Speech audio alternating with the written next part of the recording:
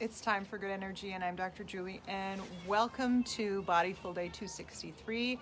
We are on day 5 of Cuticles and the Senses, and we are talking about the kinesthetic sense today.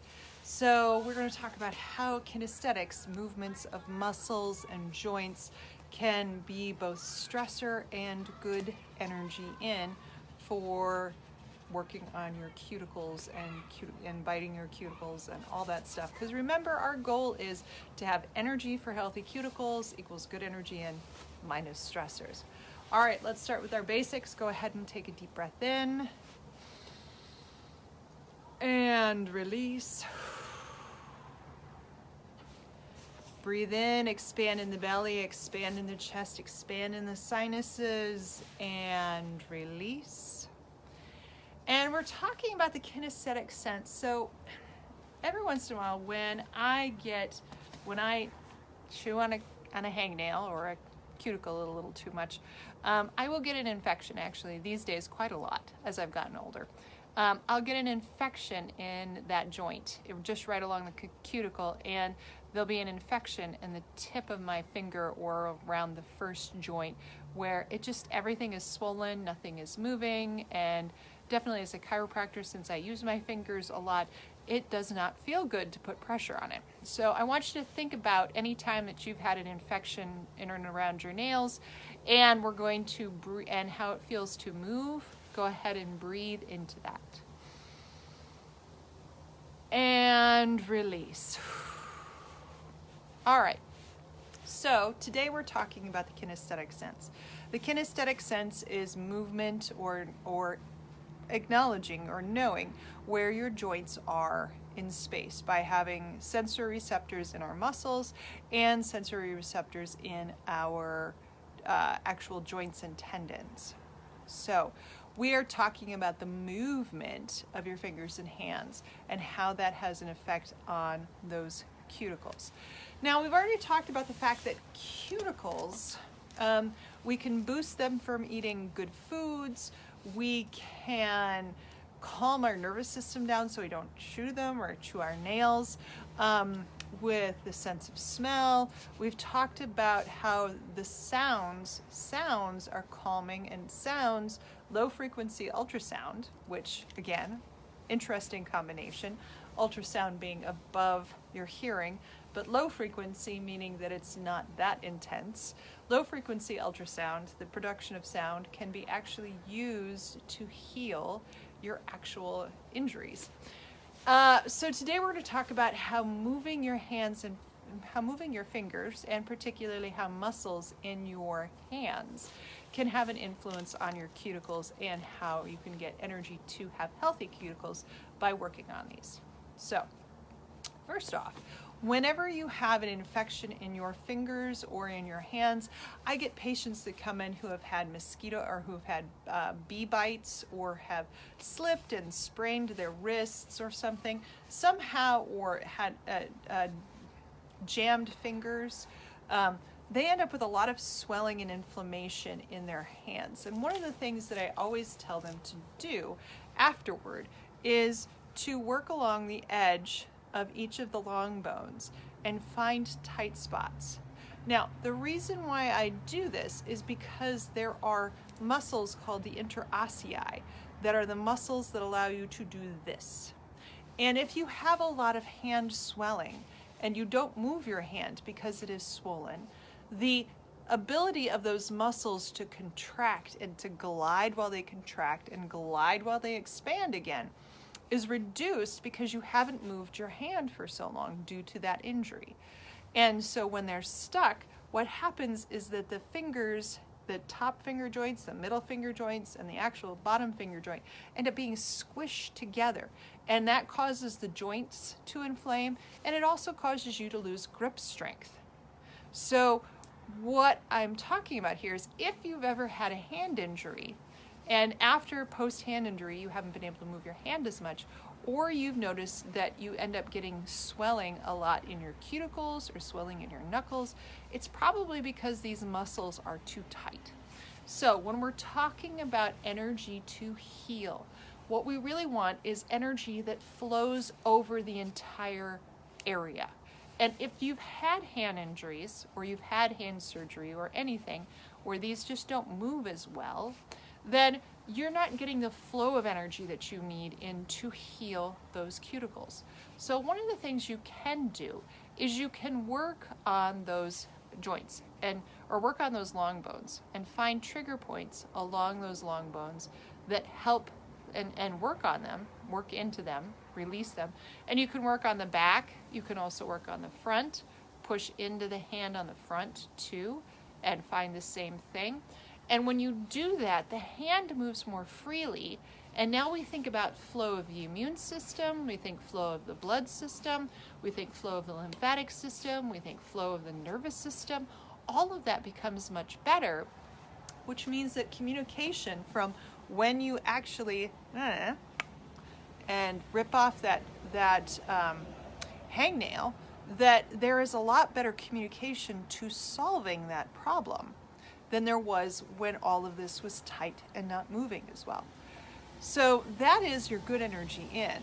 I would give yourself a good old hand massage all the time. If you are waiting for something to come up on the computer or you're just waiting at a stoplight, you just kind of work through these muscles, work down them until you find something nasty and you work on it. And you do that with both hands, and that will keep your hands moving and keep those joints moving and the energy moving into those hands much better.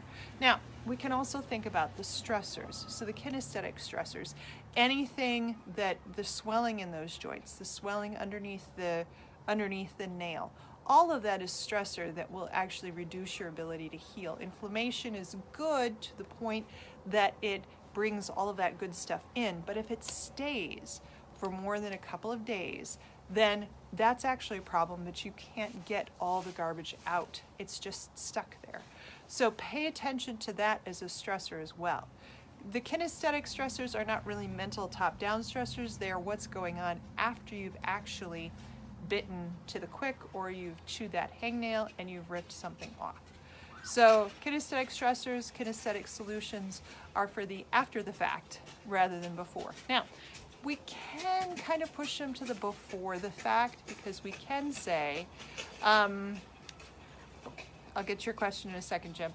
We can say that kinesthetic work on your muscles, work on massage, working on relaxing tight points in your body gets you in general more energy to heal, which means that you are better able to handle the stress of what is coming around the corner, which means you're less likely to bite your nails or bite your cuticles in the future. Now, Jim asks, are there any simple daily hand or finger movements? My kids are crashing into each other on their big wheels. Are there any simple daily hand or finger movement or exercises that can help flow? Well, honestly, Jim, I would say that working along the long bones is probably one of the best things. If you want to look for something that is a little less hands-on, I would suggest there are different levels of squishy balls by a company called Melt, M-E-L-T. They produce sort of self-massage balls that you could every day kind of just rub around your hand at the end of the day or the beginning of the day, and that way you aren't the one that's digging in there. I should mention that if you have bigger fingers and you can't get into those long bones, that one of the things you can do is you can use the end you can use an eraser, either the top end of a eraser or an actual attached eraser, and you can actually use that in there. But the Melt system, again, which is just different levels of different sizes of foam balls, but also different levels of intensity.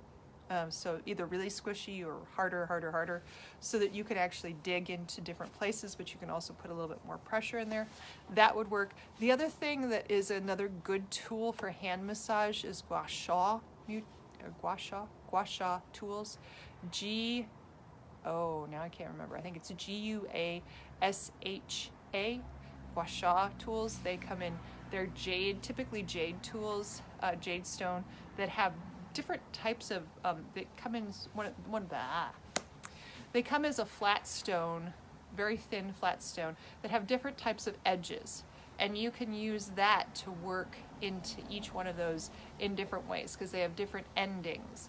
Gua Sha Tools would also be a very good way. And so it's a little bit more of a pointed edge that you could go in and you could work on your hands to increase flow in your hands. So Gua Sha, melt, and obviously the cheap one is the tip of a pencil eraser. So, and I would just work, always working back. I would work from the top of the finger down because you want to get stuff out of those fingers and you want to get flow out. Can the melts help with carpal tunnel? Yes. And actually, Jim, coming out next week in the healing equation is a blog on laser acupuncture, using red light to heal. And one of the things that I talked about that I'll talk about in that blog is how to use red light laser at pericardium 6, which is about 3 fingers widths down from the wrist crease, that you can actually do laser, low-level laser on that point, and that actually relieves carpal tunnel too. So I would work both that point with laser, but you can also work it with massage, and then I would do the melt. The laser doesn't help loosen fascia, but it does help increase energy, neural energy that flows in that way, into the carpal tunnel. Melt can help with carpal tunnel. It can release the fascia, yes. So melt can help with carpal tunnel. The Gua Sha can help with loosening fascia. Yeah, anything that allows your kinesthetic motion to be much better than it already is will help. All right. I hope that I've answered everything. Do you have any other questions, Jim?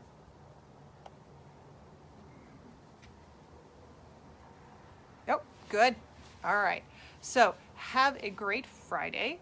We will move in. We got 2 more senses left. We got the sense of touch and the vestibular sense, and we'll figure out how that is related to cuticles. All right, let's finish it off. Take a deep breath in and release. Have a great day. I'll see you tomorrow.